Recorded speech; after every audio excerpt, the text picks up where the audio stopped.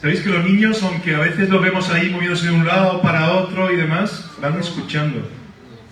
De hecho, a veces se habéis dado cuenta los pequeñitos yendo para acá, para allá, cuando han dicho vamos a orar, ya están diciendo vamos a orar, vamos a orar.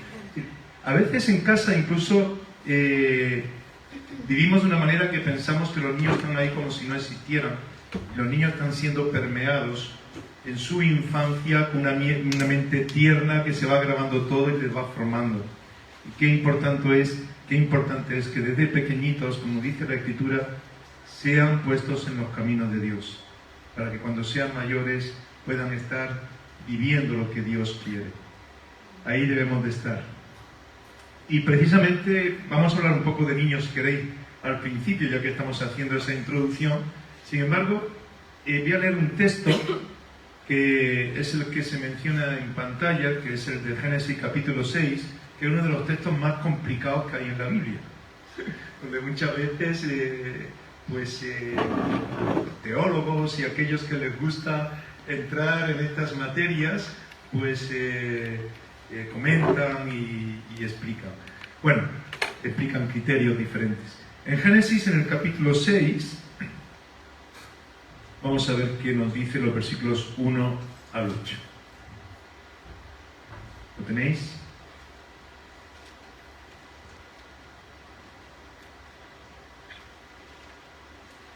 Aconteció que cuando comenzaron los hombres a multiplicarse sobre la faz de la tierra y les nacieron hijas, que viendo los hijos de Dios que las hijas de los hombres eran hermosas, tomaron para sí mujeres, escogiendo entre todas. Y dijo Jehová: no contenderá mi espíritu con el hombre para siempre, porque ciertamente él es carne, mas serán sus días 120 años. Había gigantes en la tierra en aquellos días, y también después que se llegaron los hijos de Dios a las hijas de los hombres y les engendraron hijos. Estos fueron los valientes que desde la antigüedad fueron varones de renombre. Y vio Jehová que la maldad de los hombres era mucha en la tierra, y que todo designio de los pensamientos del corazón de ellos era de continuo solamente el mal. Y se arrepintió Jehová de haber hecho hombre en la tierra, y le dolió en su corazón. Y dijo el Señor: raeré, quitaré de sobre la faz de la tierra los hombres que he creado, desde el hombre hasta la bestia y hasta el reptil y las aves del cielo, pues me arrepiento de haberlos hecho. Pero Noé halló gracia ante los ojos de Dios. Bueno, este es un texto del que podíamos estar hablando mucho y meditando y conversando al respecto. Recordemos que cualquier texto que en la Biblia encontremos que nos parezca un tanto complicado siempre se va a entender mejor a la luz del resto de la Biblia, a la luz del hilo principal de lo que la palabra del Señor nos enseña. Es un principio de interpretación bíblica muy importante, que es la comparación de cualquier texto con otro de la Escritura, que está muy claro, con la línea general, ¿no? Lo que los eruditos llaman la analogía de la fe. Pero bueno, fijaros que a veces pensando en los niños, es verdad que, yo no sé si os ha pasado, a mí me ha pasado muchas veces, que a veces considero, digo, mira, es que parece que somos como niños con Dios. Parece como que Dios nos está haciendo ver las cosas como son, como tienen que ser. Nosotros nos lo tomamos todo como si fuera un juego. Y decimos que sí, pero no. Y hacemos otras cosas. Y como hemos titulado esta reflexión, muchas veces parece que estamos como los niños pequeñitos que están jugando pues a casita, con sus muñecos. A veces parece que los creyentes están jugando a iglesita. Hacer esto, hacer lo otro, vamos a la iglesia, tal, pero luego hacemos cualquier cosa como si Dios no existiera. Y eso no puede ser. ¿Cuántas veces los que sois padres, por ejemplo, David y Karina, que veo que se aproximan, espero que Ethan se haya quedado tranquilito después de haber hecho de extra de película peligrosa tirándose por las escaleras? cuando le decís a Ethan, cuando le decía a vuestro hijo, y podríamos pensar en todos los padres que hay aquí, cuando los niños son pequeños, y le dices, esto no lo hagas más. Bueno, a lo mejor ellos dicen, vale, lo entienden, pero lo vuelven a hacer. Sí. Y te dicen que no lo van a hacer más, quizás. Pero muchas veces los niños, cuando te dicen no lo voy a hacer más, lo que están diciendo es, no lo voy a hacer más delante tuya. Vale, pero no te des cuenta. Pero lo voy a seguir haciendo. Bueno, a veces somos los cristianos como niños. Le decimos a Dios, bueno, ya, no lo voy a hacer más. Y creemos que Dios no nos ve y hacemos aquella cosa, y, bueno, como si Dios no estuviera ahí, como si Dios no existiera. Pero, ¿sabéis? Es que Dios es Padre. Y a veces, aunque actuemos de esa manera, Dios sigue estando cerca como Padre. Como los padres que están pendientes de sus hijos, aunque a veces en diferentes momentos de su vida tengan cierta rebeldía. Dios como Padre está detrás de nosotros para ayudarnos, para hacernos entender, para corregirnos. Cuando uno es realmente hijo de Dios, es decir, que está dispuesto a aceptar a Dios como su Padre y a seguirle, pues, aunque falle y aunque a veces pase por esas etapas, no va a estar bien, porque sabe que su Padre está ahí, le está doliendo y no es lo que Él quiere, y sabemos que lo que quiere nuestro Padre es lo mejor para nosotros. La verdad es que Dios quiere ser Padre de muchas personas que no son sus hijos. Y nosotros como hijos de Dios, aquellos que ya hemos aceptado la realidad de Dios como nuestro Creador, como nuestro Señor, como nuestro Salvador, debemos de estar colaborando, y para eso estamos en este mundo. Y estamos hasta que Él venga para ello, para que muchas personas puedan reconocer a Dios por Padre y no estén jugando, porque hay muchos que sí que juegan a ser cristianos sin tener ni siquiera a Dios por Padre. Y se asoman y tal a una iglesia o cumplen con cierto rito, con ciertas cosas. Pero lo cierto es que la maldad del hombre está en medio de nosotros. La podemos ver también en los niños. Los niños son buenos. O también hay maldad en los niños. Yo siempre digo que los niños nacen con los puños cerrados. Esto es mío. Y si le quitas algo, no veas tú cómo se ponen. Lo voy a contar a los que soy padres.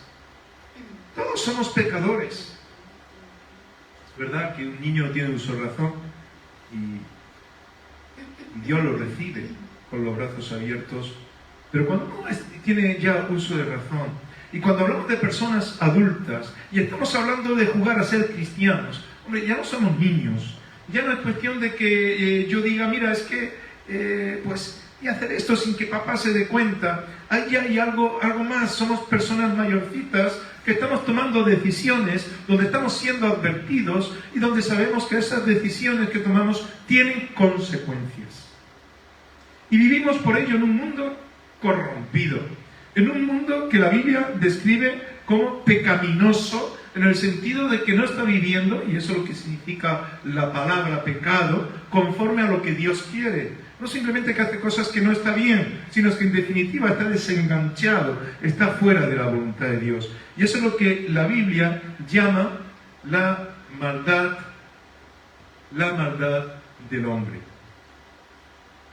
Y la maldad del hombre se describe incluso en este pasaje que hemos leído, un pasaje muy antiguo de la Biblia, donde se nos habla de la raíz de la maldad y cómo Dios quiere cambiar las cosas.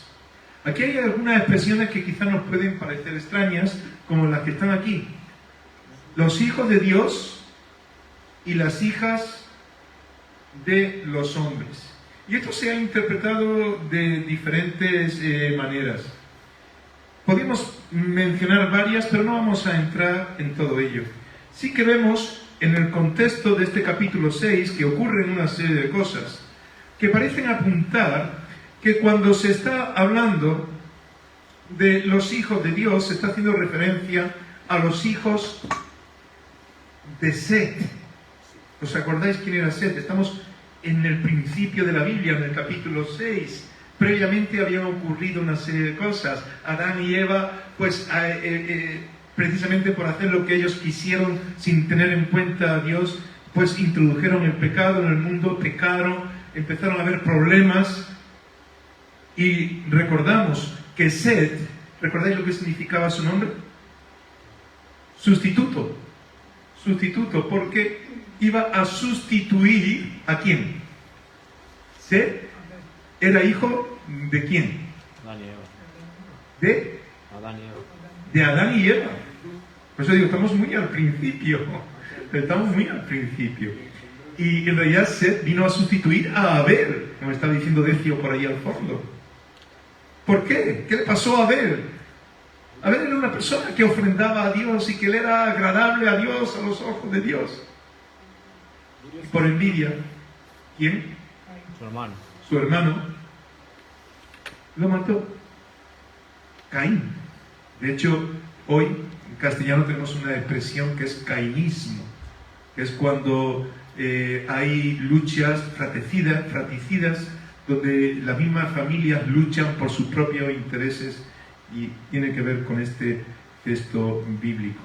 Pero parece ser que fueron los descendientes de este que sustituyó a aquella persona que agradaba a Dios, que se llamó Set, que fue un hijo que Dios dio a Adán y Eva, que hace referencia al texto, porque dice, y conoció de nuevo Adán a su mujer, la cual dio a luz un hijo.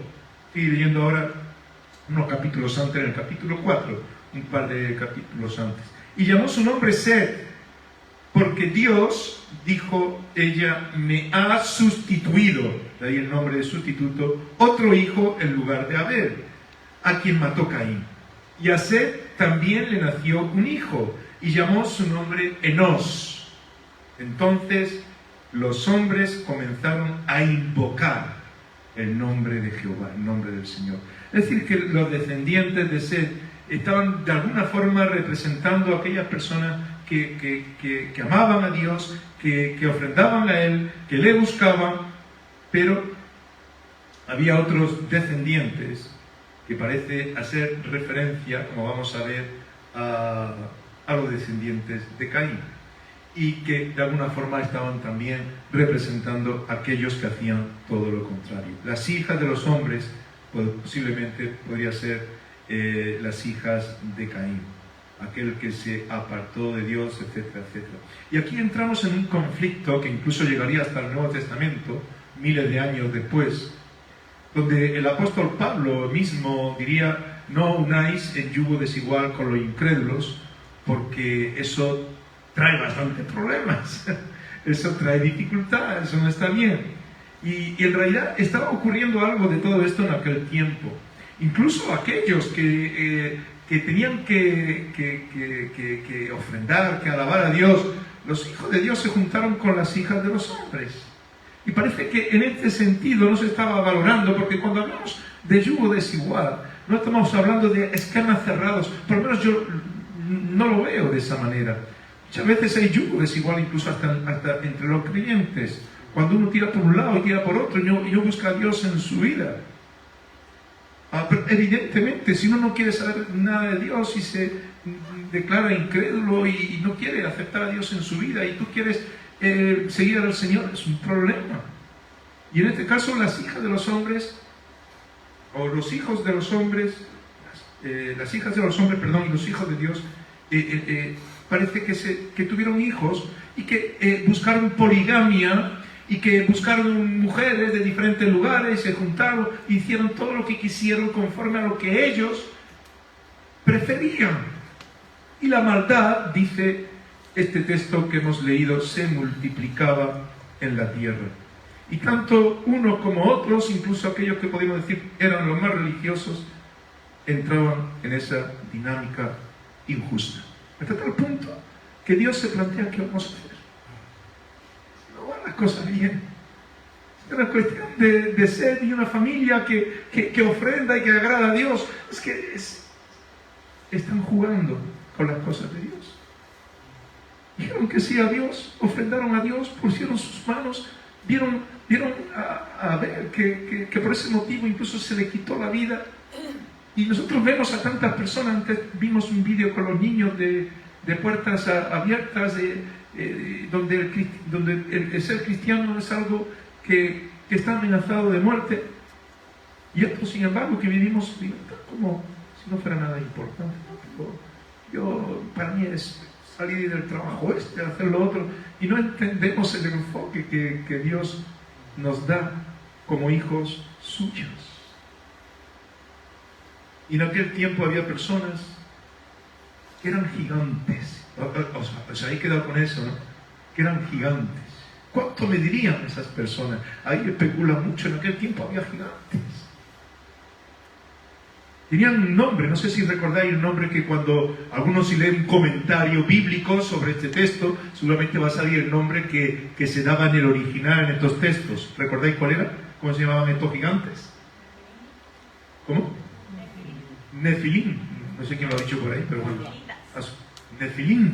Nefilim era el nombre que se le daba, y ese Nefilim significaba que era muy grande, que eran personas robustas. Posiblemente lo eran físicamente, pero si leéis detenidamente el texto, lo que vemos es que eran personas que imponían. Es decir, que imponían no en el sentido de que daban miedo, sino que dominaban, que tenían una grandeza social que les permitía mover las cosas conforme a lo que ellos querían. Personas intocables, personas grandes socialmente, personas que estaban promocionando un juego de corrupción en este mundo, y ante los cuales eran gigantes, se callaban muchos. Podríamos pensar en Goliat como un ejemplo de sí, persona muy grande y un pueblo amedrentado, que no entendía que era el ejército de Dios, que era el pueblo de Dios, y que se estaban dejando llevar por su chantaje. ¿Cuántos nefilins no hay hoy en nuestro mundo? ¿Y cuántas veces los cristianos no somos valientes y no nos la jugamos por ser creyentes, sino que nos tomamos las cosas de Dios poco en serio, dando prioridad a otras cosas? Yo recuerdo hablando el otro día con un compañero, estábamos hablando de cosas, en fin, de todos los líos que tenemos, las cosas que hacemos. Me decía, bueno, todos son prioridades, todos tenemos el mismo tiempo, pero todos son prioridades. Uno le da una prioridad a una cosa y otro le da a otra. Pero lo que más importante para ti ocupa más tiempo en tu vida, pero todos tenemos el mismo tiempo que Dios nos da. Pero hay muchas personas que realmente, ante los problemas y las dificultades que se nos levantan en el mundo, prefieren dejar a Dios de lado. Y podemos hacer referencia a muchos textos bíblicos donde Jesús mismo veía a sus discípulos cuando había problemas, y cuando había pan estaban allí, pero cuando había problemas desaparecían. Y recordemos las palabras de Jesús mismo a sus discípulos, ¿no? Os oiréis también vosotros a los más cercanos. Pero muchos se han ido. Es que muchos no están. Muchos hacen el paripé, juegan a ser cristianos. Pero ser cristiano es vivir en Cristo con todo lo que ello supone. Y tú puedes tener el trabajo que tengas, seas carpintero, seas arquitecto, seas lo que seas. Cuando tú eres cristiano, vives en Cristo y clavas un clavo en el nombre de Jesús, sabiendo que Dios es importante para tu vida. Es decir, entendiendo que lo que tú haces aquí es pasajero y que hay una proyección de vida eterna. Y Dios creó al hombre con ese sentido. Caín quiso ir por otro lado, y los descendientes, incluso aquellos que simbolizaban los hijos de Dios, también iban por otro lado. Cuidado con esos yugos, con este mundo que no corresponde y que nos traba. Dice la Escritura, pensando en los nefilins, que muchas veces aparecen como los más importantes. Recordad al fariseo y al publicano, el grande y el pequeñito, ¿recordáis? Fariseo diciendo, yo no soy como ese publicano. Yo soy importante, yo tengo dinero, yo puedo diezmar, yo puedo hacer esto, puedo hacer lo otro. No como este pobre publicano que está allí. Pero el publicano decía: Señor, sé propicio, ayúdame, porque reconozco que soy pecador. Y dice la Biblia, y Pablo lo expresa también así en Romanos 12, 16, que nos asociemos con ¿quiénes? ¿Recordáis? No dice con los nefilins, con los grandes, con los importantes, para que recibamos poder, con los que tienen más autoridad en este mundo, como aquellos gigantes, sino dice, asociados con los humildes, con aquellos que dicen: sé propicio a mi pecador, yo tengo necesidad. Pero bueno, todo esto se estaba dando en un momento casi muy reciente a la creación de Dios. Y aquí surge otra cuestión, porque podríamos estar hablando más de los gigantes y otras cuestiones que aparecen aquí, pero es que al final dice: y se arrepintió Dios de haber hecho al hombre. Se arrepintió Dios, pero Dios puede equivocarse, y Dios es perfecto. De hecho, en una escritura, por si alguien pone dudas al respecto, en Números 23, 19, dice literalmente que Dios no se puede arrepentir.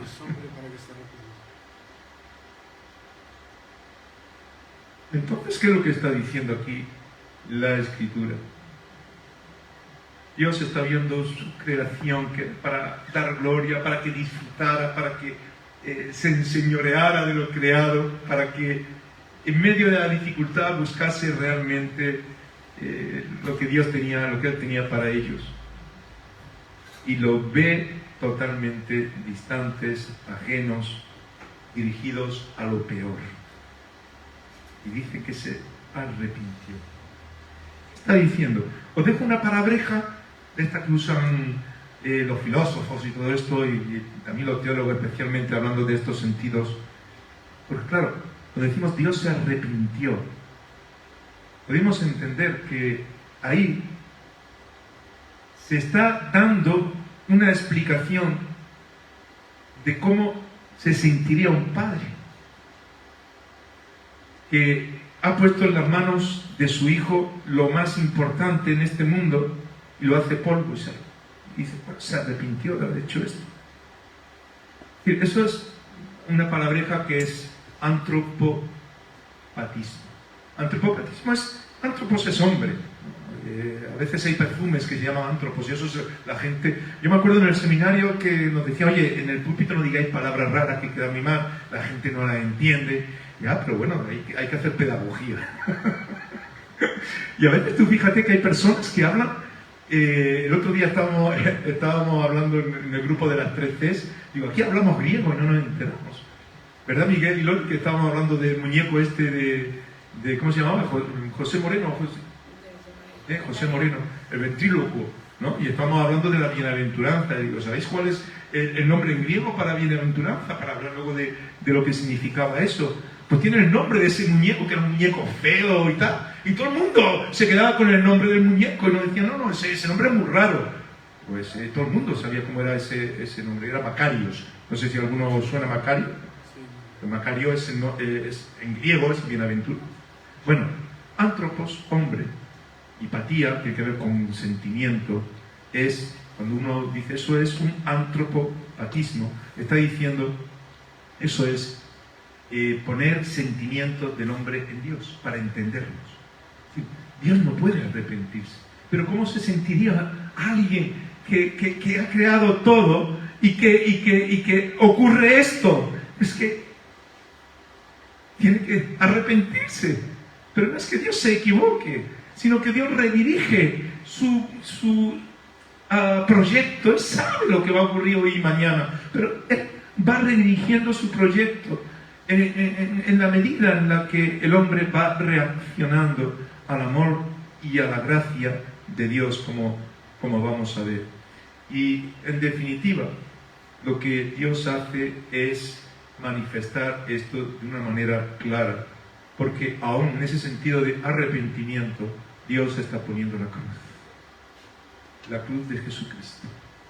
La cruz que ya va apareciendo prácticamente en el principio del Génesis, en el capítulo 3, versículo 15, ya se nos está hablando de que había alguien que moriría en una cruz por el pecado del hombre, y ese alguien evidentemente era Jesús. Dice que le dolió en su corazón. Es otra expresión de este tipo, no voy a repetir la palabreja, pero es esa expresión. Porque sabemos que en el cielo ya ahí no habrá dolor, ni en la perfección no habrá sufrimiento, pero se vuelve a expresar un poco cómo puede ser eso, que Dios nos lo da todo y que el hombre se comporta de esta manera. Le dolió en su corazón.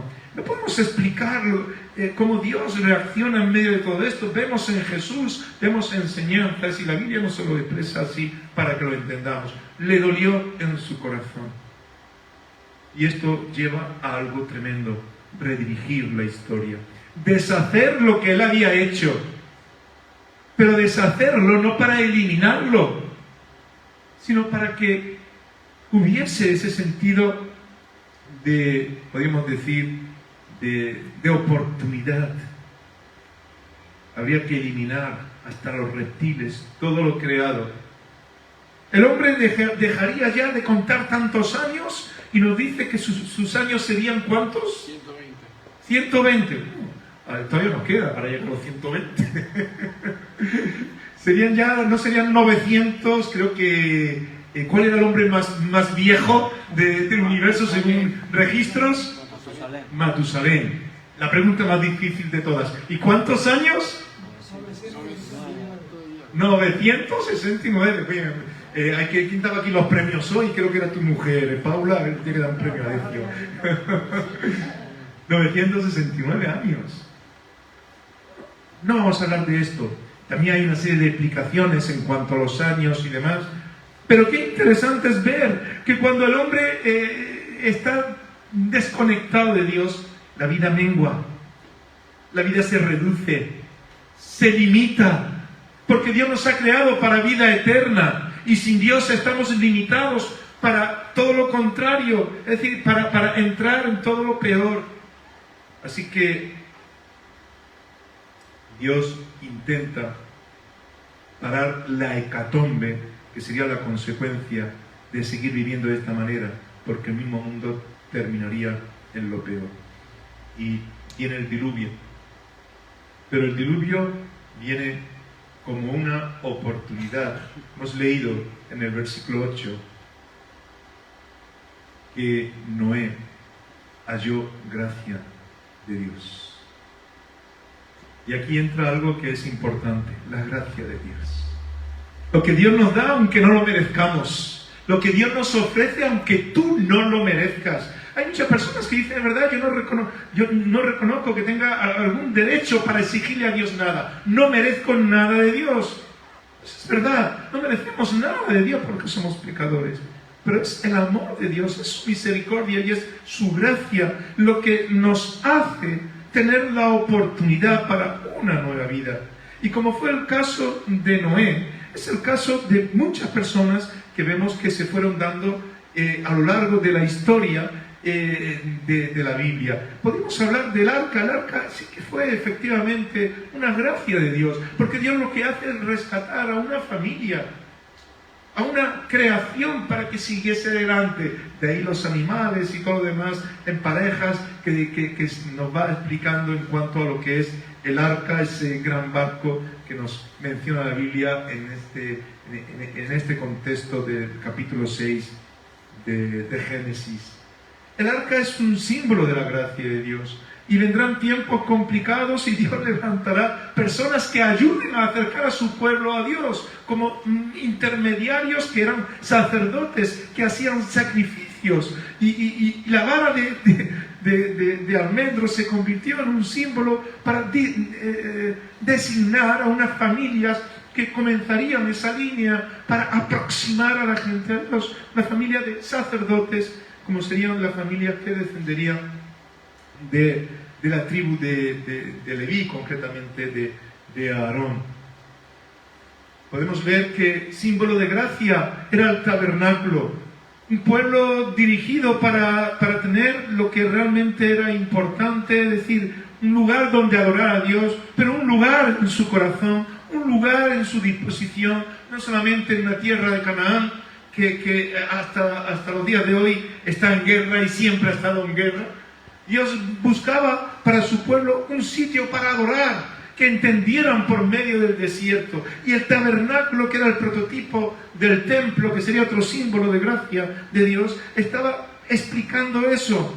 Y aquellos que habían sido designados como sacerdotes tenían que estar ayudando a las personas a acercarse y a ver la gracia de Dios. No lo merecemos, hemos estropeado este mundo, pero la gracia sobre la gracia y la gracia de Dios, el don de Dios, las oportunidades en su misericordia, pues hacen posible que podamos tener esta experiencia única de estar con Dios. Pero todo esto eran pasos que desde el mismo principio de la Biblia nos acercaban a lo que era la redención. Alguien tenía que pagar por el pecado. Y todo esto fue un tiempo de pedagogía, de enseñanza, de que los padres enseñaran a los hijos, de que las familias se entendieran, y que incluso el pueblo de Israel, un pueblo escogido durante un tiempo para ser misionero, enseñara a todos los confines de la tierra que había un Dios que era real. Pero los descendientes de Seth seguían mezclándose con los descendientes de Caín. Y los hijos de Dios se juntaban con las hijas de los hombres. Y surgía la corrupción, etcétera, etcétera. Pero la gracia de Dios avanzaba. Y eran pasos hasta llegar a la cruz. La cruz donde Jesús, desde un principio, ya aclarado y enfatizado y mostrado, tendría que venir para poner las cosas en su sitio. El mayor símbolo de gracia. Una cruz. Cada época en la Biblia estaba señalando esa cruz. Cada motivo de pecado requería perdón. Y el pueblo iba siendo guiado por la gracia de la salvación eterna. Haciendo ver, porque algunos días, mira, y Moisés con todo lo que luchó y no entró a la tierra prometida. Claro que entró a la tierra prometida. Moisés no entró a la tierra prometida. Moisés entraría a la tierra prometida, que es el cielo. Porque el otro era un trozo de tierra, que sí, que tenía que el pueblo llegar hasta allí en obediencia y ser valientes y dar los pasos necesarios para quitar de en medio a los nefelines de este mundo, a los gigantes. Pero fijaros que cada manifestación divina se daba en medio de los problemas humanos. Hubiese gigantes, fuesen hombres grandes o hombres pequeños, la gracia de Dios siempre estaba cercana. La idea simplemente es recordar que el Creador es Dios, que el universo tiene sentido en las manos de Dios, que los científicos descubren una cosa o descubren otra, que los políticos pueden ver los desequilibrios sociales, pero que es Dios el que pone las cosas en línea, porque es el autor de todo lo bueno, el que nos ha creado, el que nos sustenta, y el que a pesar de esas mixtificaciones o mezclas enrarecidas por el egoísmo humano, su gracia equilibra, su gracia perdona y nos pone en su sitio. Y es por eso que el apóstol Pablo, que en un tiempo se creía muy grande, pero otras veces dice: yo no soy nada, si soy algo, y si alguno me llama apóstol, si soy apóstol, soy el abortivo. Y él mismo decía: bástate mi gracia, porque poder, así lo entendía Pablo de parte del Señor, ¿no? Bástate mi gracia, porque mi poder se perfecciona en la debilidad. Un Dios que obra sin que nosotros lo merezcamos, que siempre está obrando, y tú haces algo malo, como el niño que está jugando, dice: papá, ya no lo voy a hacer más, y lo vuelves a hacer, y Dios está ahí. Pero chico, que estás estropeando las cosas. Hay consecuencias en cada momento, en su tiempo, en el tiempo de Dios, que es algo constante. Vemos que Dios obra. Eso me llevó a escribir, recordáis, este libro que se promocionó en su tiempo, y ahora en abril comienzo un curso sobre la historia de la Iglesia a través de los avivamientos. Y es muy interesante cuando uno, por lo menos yo me propuse hacer investigar la historia del cristianismo buscando la huella, no de Lutero, de Calvino, del apóstol Pablo, de los padres de la iglesia o de los padres apóstoles. Buscando la huella del Espíritu Santo. ¿Y qué descubres ahí? Que Dios es real. Que Dios desde un principio está dejando huella. Y donde Dios obra hay un avivamiento. Y surgirán los antagonistas, los que no quieren, los que salen corriendo porque no quieren vivir conforme a las cosas de Dios, y los nefilines que quieren seguir con su propósito, pero la gracia de Dios seguirá impulsando a su iglesia. Y cuando tú vas relacionando todos esos hechos, ves la historia de Cristo, no solamente de algunos protagonistas a lo largo de nuestra existencia. La iglesia se convierte en algo distinto. Ahora estamos en el tiempo de Jesús. La cruz tiene un sentido diferente. Dice el apóstol Pablo, y estoy terminando: así pues nosotros como colaboradores suyos os exhortamos también a que no recibáis en vano la gracia de Dios, que la tomemos en serio, que no juguemos con las cosas de Dios. Porque dice: en tiempo aceptable te he oído, y en día de salvación te he socorrido. He aquí ahora el tiempo aceptable, he aquí ahora el tiempo de salvación. Y ahora es ahora, ahora es ahora, ahora no es mañana. Muchos dicen que mañana. ¿Sabéis a dónde lleva la calle de mañana? A la plaza de nunca jamás. Estamos en los últimos tiempos. El día de salvación es hoy. Hoy es el día de salvación. Ahora es el tiempo. Es el tiempo de hablar con las personas que Dios te pone cerca. Es el tiempo de vivir para Él. En medio de ese sentimiento de Dios que nos dice la Escritura que prácticamente se arrepintió, o que se arrepintió haciendo ver que había un cambio absoluto, surge el sentimiento humano. En aquel tiempo, mucha gente no quería seguir lo que Noé estaba haciendo. No quería admitir lo que ocurría. O como el otro día Diego, creo que era Diego quien estaba predicando y estaba hablando de aquellos negacionistas, ¿no? De que no existe el mal, que estaban en el infierno. No existe el infierno, te estás quemando. No niegues lo que es una realidad. Pero hay personas que a veces piensan que son demasiado buenos, que Dios no le va a hacer nada, o que Dios es tan bueno que no va a haber ningún juicio. Pero es que el juicio lo decidimos nosotros mismos, porque el juicio ya ha venido a este mundo. El que cree el salvo y el que no cree. Es que vas a la hecatombe. Por eso la gracia de Dios. Pero ya estamos en ese último tiempo. Ya no hay más cruces. Ya no hay más oportunidades. La oportunidad está en la cruz. La oportunidad está en Jesús. Y si tú rechazas a Jesús, no hay vida. Algunos llegaron a inventarse algunas cosas como el purgatorio o el limbo. Ahora al final, bueno, ya se ha quitado también esa enseñanza y se ha dicho que estaba mal planteada. Pero no hay otra oportunidad secundaria. No se va a levantar otro templo, y si se levanta otro templo no nos va a servir de nada. No hay otros mediadores. Cristo es el único mediador. Y si uno se muere sin Cristo, al final lo pierdes todo. Y este es el tiempo de salvación. Mientras tanto, la gracia de Dios que se extiende como última oportunidad. Mientras tanto hay mucha gente que está muriendo sin Cristo. Y no hay. Ya puedes encender velas, puedes hacer lo que tú quieras. Que no hay salvación si fuera de Cristo. En ningún otro nombre hay salvación. No hay otro nombre dado a los hombres. La iglesia debe de estar en un sentido urgente. Qué bueno que abramos nuestras casas para compartir el Evangelio. Qué bueno es que aprovechemos los contactos para este tiempo de urgencia. ¿Sabéis? Hay una ilustración que leí un día hablando escenificando un poco a Satanás en estas cavernas oscuras con sus demonios.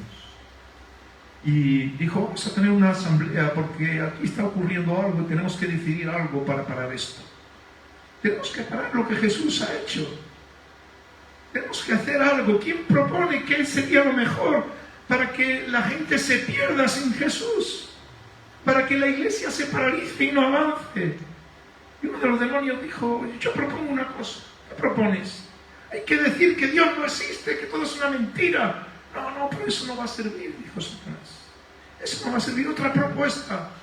Dijo otro, yo creo que lo que tenemos que decir es que Dios es un santo, que es santísimo y que el hombre es pecador y no hay opción. Ya está derrotado, no hay salvación. No, eso tampoco me sirve, dijo. Ya, al final un demonio que estaba ahí en un hueco oscuro dijo, yo tengo la idea. ¿Cuál es? La idea es la siguiente: tenemos que decir que Dios existe, tenemos que decir que hay que oír el Evangelio, que es verdad, pero hay que decir que hay tiempo para tomar decisiones. Y entonces empezaron todos a aplaudir en un murmullo diciendo que bien, porque no hay tiempo. Hoy es el tiempo y es ahora. Si tú te embarcas en tus propios proyectos, estás embarcando en lo que en aquellos tiempos antiguos otros se sumergieron y tuvo que venir ese diluvio. No juguemos a ser cristianos, vamos a jugarnos por amor a Dios, que somos sus hijos, porque Él es nuestro Padre, porque Él es el ganador, porque en Él está la victoria. Igual que Noé halló gracia por medio de un arca, del que muchos se reían porque no le habían sentido. Hoy hay gracia por medio de la cruz. Hay gracia por medio de Cristo. La respuesta de Dios fue una respuesta en contra de la corrupción, buscando el perdón de nuestros pecados, y estamos nosotros dispuestos a volvernos a Él. Así que, ¿cuál es la reacción de cada uno ante las cosas de Dios? Dios no quiere que simplemente cumplamos con una religión o que intentemos asomarnos de vez en cuando a las cuestiones religiosas, sino que vivamos con Él. Hoy, ahora, es el tiempo de salvación. Nosotros como iglesia debemos de estar ocupados en esto. Si no lo hacemos, también tendremos que dar cuentas a nuestro Dios, a nuestro Padre. No juguemos a ser cristianos. Vamos a poner nuestra vida en la mano de Dios. Y eso significa que cada uno ocupe su sitio, que cada uno busque la voluntad de Dios en el entorno donde Dios nos ha puesto. Tú puedes decidir muchas cosas, pero tú has nacido en una familia, tú estás aquí hoy, mañana estás en otro sitio, puedes decidir cosas. Pero Dios te ha puesto en este sitio, en este lugar, en la familia en la que tú has surgido, que te parecerá mejor o peor, pero donde Dios te ha puesto para algo determinado. Y es para que su gracia se exprese, para que tú vivas conforme a la voluntad de Dios. Somos sus hijos. Y cuando estamos dispuestos a ser personas que reciben la gracia de Dios, Dios nos va a usar en todo lo demás. Dios sigue siendo el Todopoderoso y no hay nefilín más grande que Él. No hay nadie que le pueda vencer, porque mayor es el que está con nosotros que el que está en el mundo. ¿Cuáles son tus proyectos? ¿Son los de Dios? ¿Son el día a día? ¿Son sopesar las cosas bajo la dirección hacia donde vamos? El cielo es una realidad, es vida eterna. Aquí estamos de paso. ¿Nos lo tomamos en serio? ¿Nos lo tomamos en serio? Los símbolos de gracia se quedaron atrás. Hoy el símbolo de gracia es Cristo. No hay otro nombre. Vamos a orar así. Padre, queremos darte gracias por tu gracia. Queremos mostrarnos ante aquello que no está bien, no como hijos caprichosos, sino como hijos arrepentidos que están dispuestos a cambiar. Porque no sabiéndolo expresar de otra forma o queriéndolo expresar tú mismo así, dejaste en el autor bíblico esa expresión de que te dolió en el corazón que nos comportáramos o que se comportara aquella gente en aquel tiempo de esa manera. Pero hay tantas cosas que hoy te duelen. No queremos contristar a tu Espíritu Santo que está en nosotros, que es Dios mismo, eres tú. Señor, queremos hacer tu voluntad y somos torpes y caemos, y a veces caemos en la misma piedra, pero queremos levantarnos en ti y sabiendo que llevando pues simplemente unos clavos, quizás llevando unas maderas, quizás llevando un poco de brea, tú puedes hacer un gran barco, un arca de tu gracia, de salvación, anunciando como iglesia el mensaje de Cristo, de una cruz vacía, de un Dios que vive, que es real, que nos ama y que cambia y que transforma este mundo. Muchas personas que quizás queremos y no te conocen. Señor, ayúdanos a dar pasos firmes y a tomarnos las cosas en serio, porque tú eres nuestro Dios. Ayúdanos a adquirir compromiso. En el nombre de Jesús oramos. Amén. Amén.